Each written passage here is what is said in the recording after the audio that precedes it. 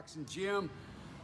We've got a new project. We're working with my buddy Kenny Sailors, who wants to lose 200 pounds and become a professional grade boxer within the next year. So before I start working with him, I just want to take you and show you a little something about working against a taller boxer.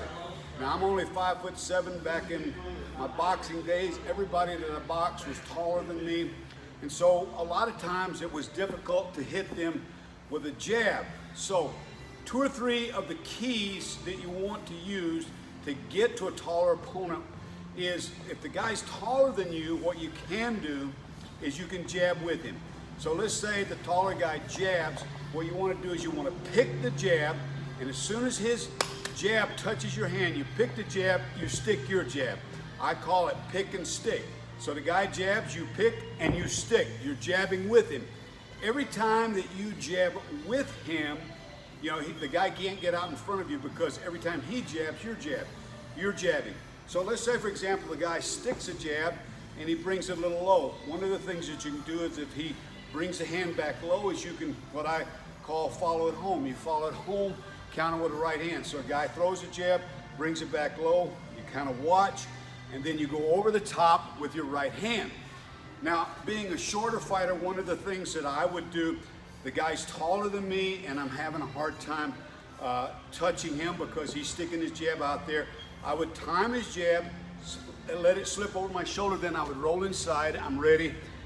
The key is always getting inside the guy and getting on his body. When I had Ken Atkin fight the great Tommy Hearns, Ken was my size, and Tommy, of course, 6'1". I said, you've got 15 seconds to get on his chest.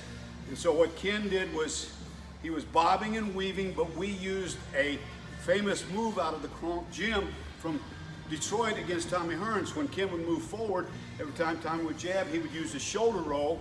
He would roll the shoulder, and when he rolled the shoulder, he would roll inside, where the shorter man could work.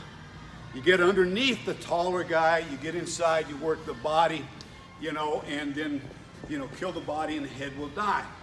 So those are 2 or 3 ways that you can reach a taller fighter or compete with a taller fighter. So, and you know, just because he's taller doesn't mean that he's better. A lot of the great boxers are taller, but you know, when you look at some of the great shorter boxers, Roberto Duran, you know, Dwight Braxton was only 5'7", but was the light heavyweight champion of the world. So you don't have to be 6 foot tall to be a good fighter. So there's some keys to help you get inside and fight a taller fighter. All right, we're going to start training Kenny in just a moment or two here. We'll come back and go live again. All right, so that ended up